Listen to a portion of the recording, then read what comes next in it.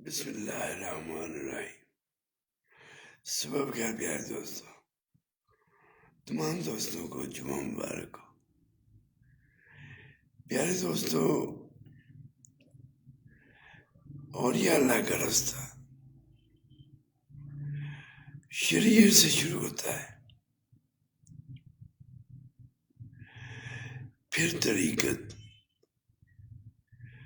پھر حقیقت، اور پھر اللہ کی معرفت ہوتی ہے۔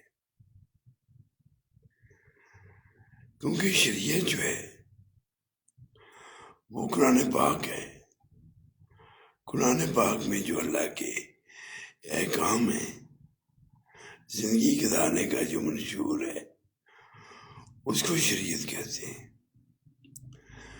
اور اس پہ عمل کر کے شریعت کے مطابق زندگی گزار کے جو عشق اور محبت سے اور یہ اللہ کی طرح چلے گا تو وہ اللہ کی معرفت کو پا لیتا ہے۔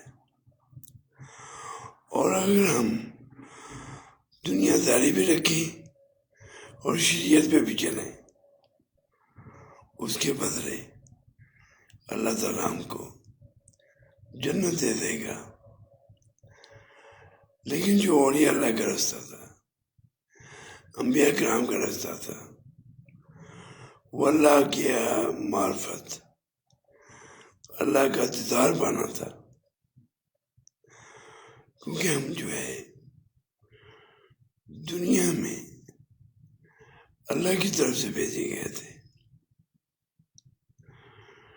کہ جو ہماری روح تھی، جو اصل انسان ہے، یہ جسم تو مٹی کا پتلا ہے، جسم مٹی سے بنا اور مٹی ہو جائے گا قبر میں، اور جو روح اللہ نے بھیجی تھی وہ پاک تھی۔ اصل میں انسان وہ ہے روح، اور روح جب انسان کی جان نکلتی ہے تو روح اللہ کی بارگاہ میں واپس چلی جاتی ہے، اور جا کے ہمارے اعمال دنیا کے سب وہ اللہ کے علم میں پہلے بھی ہے۔